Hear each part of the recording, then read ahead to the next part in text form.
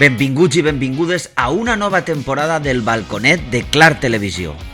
En aquesta nova etapa ens hem proposat fer canvis i coneixerem el que pensen els nostres veïns en la secció La veu del carrer. Tindrem a més un toc d'humor amb un vídeo inèdit que ens ha preparat Bidiets de la Terreta. Però com sempre, arranquem amb l'entrevista d'actualitat i el nostre protagonista d'avui és Santiago Pérez, diputat de Desenvolupament Rural a la Diputació de Castelló.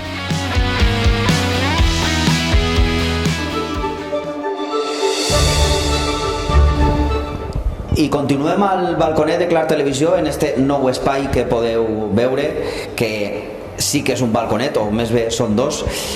Continuem en el balconet i ho fem amb una entrevista a Santi Pérez, que ell és el portaveu i diputat d'Acció contra la Despoblació i Desenvolupament Rural, Carreteres, Expropiacions, Enginyeria Interna i, a més, alcalde de Forcall. Santi, què tal? Com estàs? Pues sí, hola, molt bon dia. Bé, encantat de vindre al vostre programa i donar a conèixer el nostre treball en la Diputació. En primer lloc, ens agradaria que ens explicares un poc quines són les principals accions que des de la Diputació Provincial s'estan fent per combatre el despoblament. El despoblament en si és un repte molt important, no? I la Diputació ho té que entendre com algo totalment transversal. Ahí tenim programes des de serveis socials, com per exemple el transport rural en el taxi que se presta el servei a tots els municipis i que aquest any per fi hem pogut fer que sigui obert a tot allò que puguen necessitar els municipis. Per exemple, un exemple molt pràctic per a que la gent ho visualitzi, en el municipi de Herbers, un poblet xicotet d'uns 60 i pocs habitants, han pogut utilitzar aquest taxi rural per a que els xiquets del seu poble, que sols tenen 2 xiquets, puguen anar a estudiar a una població veïna de Terol, ja que van a Terol no tenien el transport, diguem, educatiu que els correspon, s'han estat dins de la mateixa comunitat, i gràcies a aquest taxi estan podent anar tant a la guarderia d'un poble veí de Terol com a infantil, i els xiquets i la família s'ha pogut quedar en aquest municipi, no? Fins a, per exemple, altre tipus de programes que cada ajuntament feia, com per exemple Argelita, que fa poc ha restaurat unes vivendes per a tindre 3 famílies més i així poder a futur tornar a obrir l'escola del municipi que està tancada, no? És un aspecte molt ampli i lògicament des de tots els fronts, també del meu, de carreteres, fent inversió en totes les carreteres d'interior o intentant lluitar en el tema de la bretxa digital, etc., s'ha de combatre, no? Perquè al final la despoblació, com dic, és molt ampla. Les carreteres i la connexió a les xarxes, a internet, podríem dir que són els dos grans reptes, no? Els dos grans punts principals per a vehicular o per a connectar tots els pobles i fer i evitar d'alguna manera el despoblament, no? Són 2 punts, com bé dius, molt importants, no? Les carreteres és fonamental per a que aquells veïns que han triat la seva forma de vida en el municipi se puguin quedar i tinguin una eixida fàcil i segura sobretot en una carretera d'una amplària de 6 metres i mig, perquè hi ha moltes carreteres que encara són de 4 metres 30, que no te pots pràcticament ni creuar. Això és el que hem d'intentar aconseguir. Això va més enllà d'una legislatura perquè queden moltes carreteres per fer, però avui en dia també, i com dius, el principal pràcticament és aquesta bretxa digital, aquesta escletxa digital que tenim que fer que les administracions fer quasi, diria, de lobby i d'impulsadors per a que les operadores acaben ficant, per un costat, cobertura de telefonia mòbil, que és també fonamental per a poder agilitzar el treball, com després també tindre fibra, no? La fibra és essencial, ho hem vist en aquesta pandèmia, que molta gent tenint aquesta possibilitat de teletreballar s'han anat als pobles on hi ha una vida, una forma de vida millor, de més qualitat. Ara parlarem un poc sobre com ha afectat la pandèmia als pobles, però abans hem pogut conèixer que durant tot este mes de novembre s'està desenvolupant una campanya de Diputació que es diu Reactivem Castelló i que hem vist uns spots que allà a la Diputació es poden veure exemples d'empreses que que continuen estant en els pobles i que continuen fent una tasca importantíssima, a més de sectors molt variats. En què es traduís, a més d'estos spots, esta campanya de Reactivem Castelló? Pues bueno, en estos spots el que volíem és que la gent en este context de pandèmia optara pel comerç local, no? Pel comerç de proximitat, per aquella persona que tens a la vora de casa o del teu poble i que no acabem comprant fora dels nostres pobles, no? Perquè al final això genera economia en cada un dels nostres pobles.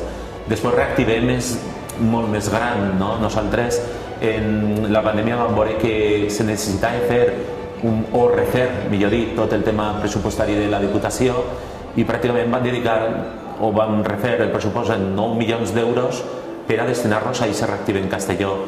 Hi hauria 3 línies pràcticament fonamentals.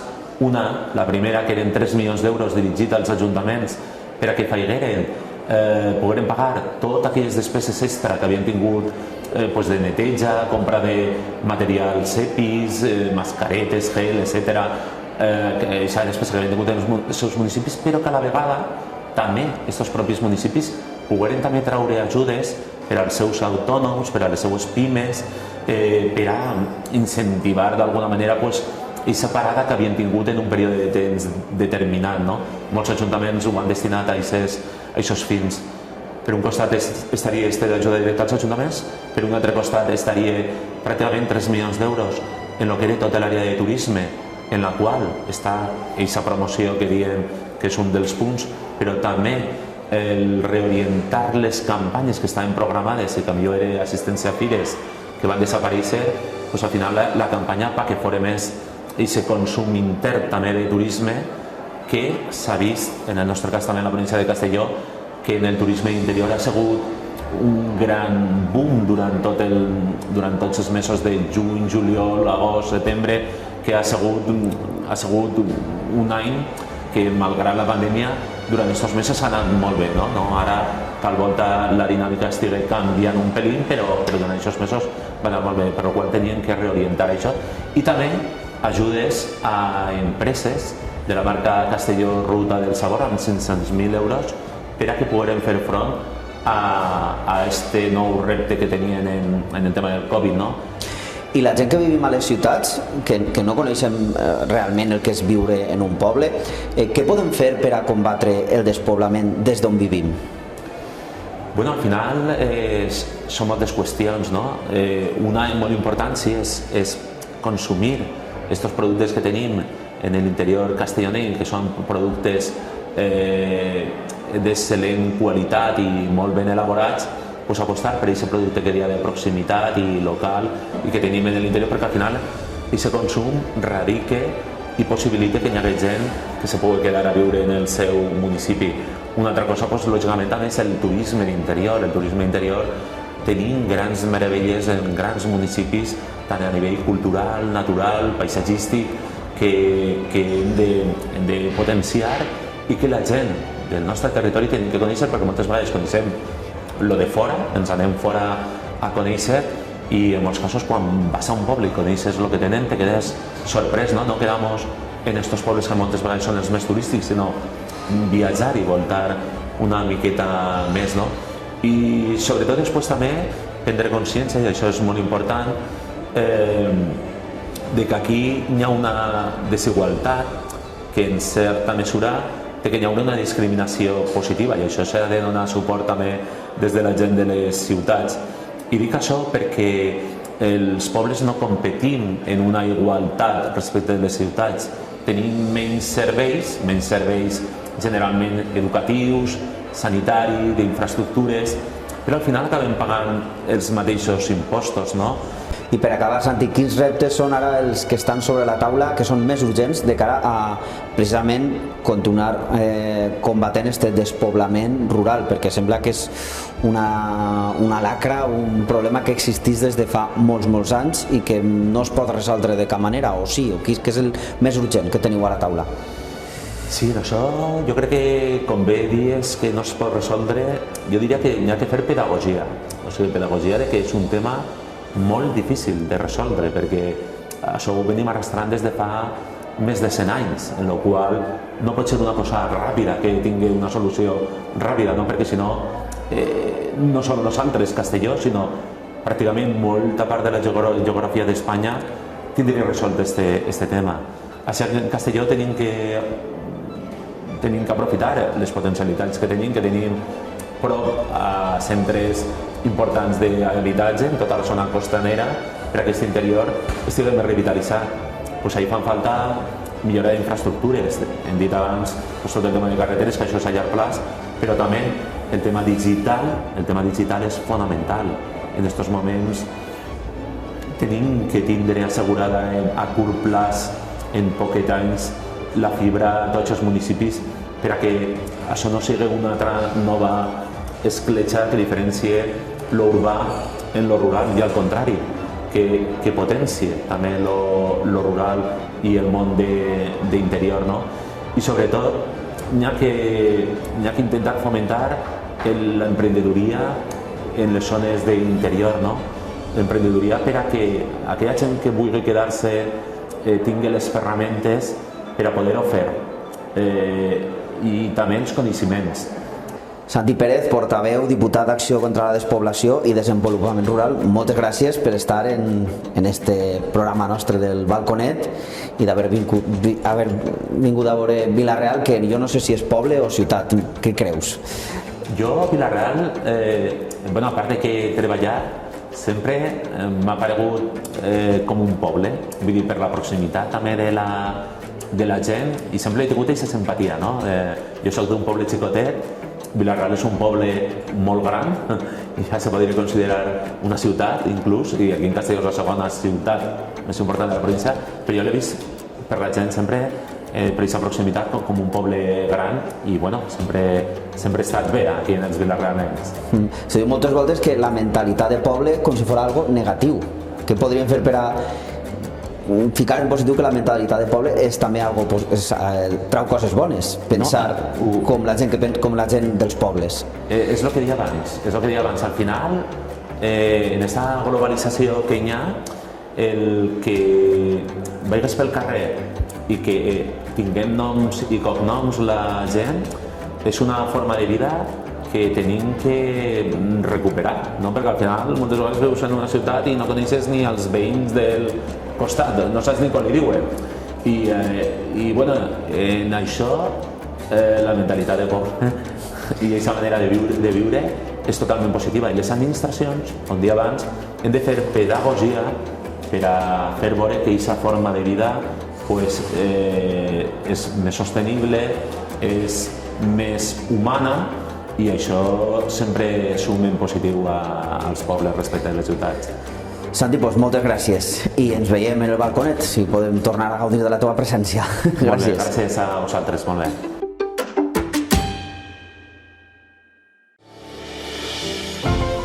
Les pales per a turbines eòliques que canvien el món, capturant el vent per crear un futur més net.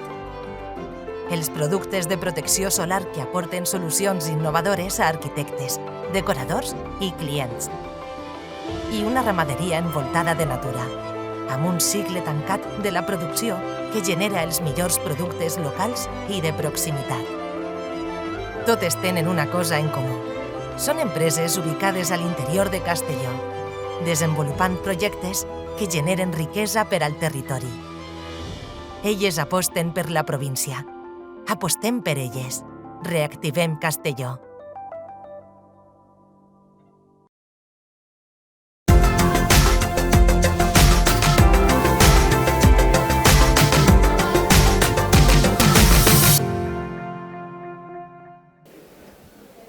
Ja? Vale. Ja estem ací als carrers de Vila-real, en la veu del carrer. Anem a preguntar als nostres veïns i veïnes què opinen de la instal·lació del centre logístic d'Amazon a Onda. Anem a preguntar als nostres veïns què opinen del tema. Hola, perdón, ¿le podemos hacer una pregunta? Vale, que vaya bien.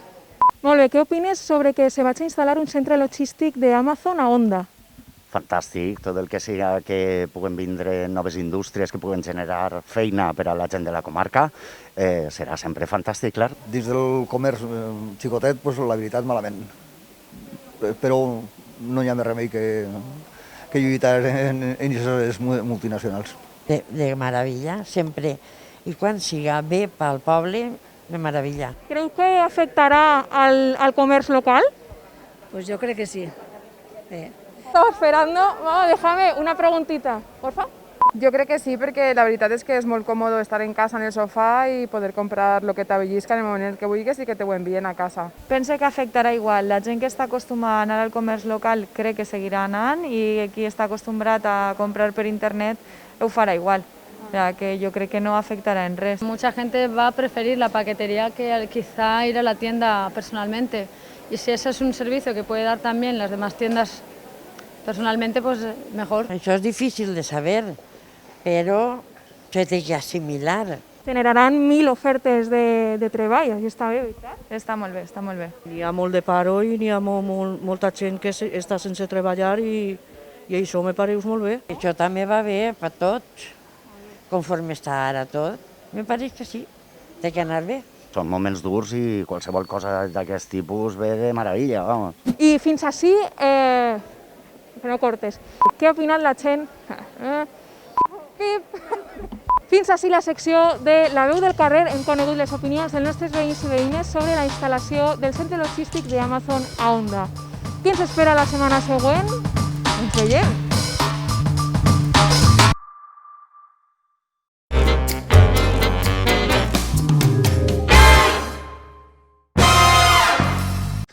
Hola, bona vesprada, senyor alcalde. Al final pareix que no podrà haver Fira Santa Catalina a Vila-real. Bona vesprada. No, aquest any no toca fer la fira, però sempre la podrem recordar, especialment de quan érem menuts, que ens feien de fira, passar per davant de la tòmbola i sentir-lo de la xochona. Jo recordo especialment anar a menjar-me els millors xurros del món a la parada dels Reinos a la Raval del Carme. I trobaré a faltar aquest any els agut de Benlloc, per supost, però jo que sóc Benlloc he estat agut i dic aquest any no toca. Bona vesprada, és una autèntica pena que no es pugui realitzar, per supost, la nostra benvolguda Fira Santa Catalina i puguem celebrar aquesta tradició tan bonica que és fer la mocadorada a les nostres dones, a les nostres nòvies, però clar, ara mateix traus un mocador i la gent tira a córrer. I jo aprofitaria per a seguir recolzant el comerç local i tal volta no estrenarem un jaquetó per al dia de fira, però sempre podem anar a la faixera i estrenar un batín no, com dia Amy Winehouse. Hola a tots, encara que no hi hagi fira, jo el que vos recomano és que estigueu ben templats sempre, que veniu a la peluqueria i jo vos faré el moño, ¿vale? Vinga, adéu, bonicos.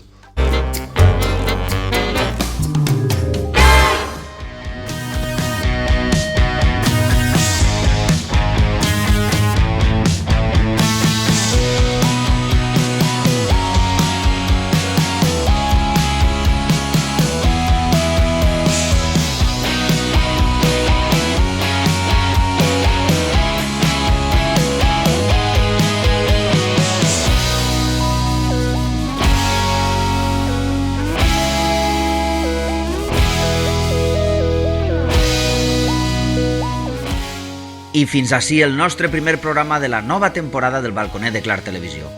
Us esperem la propera setmana i, com sempre diem, cuideu-vos molt.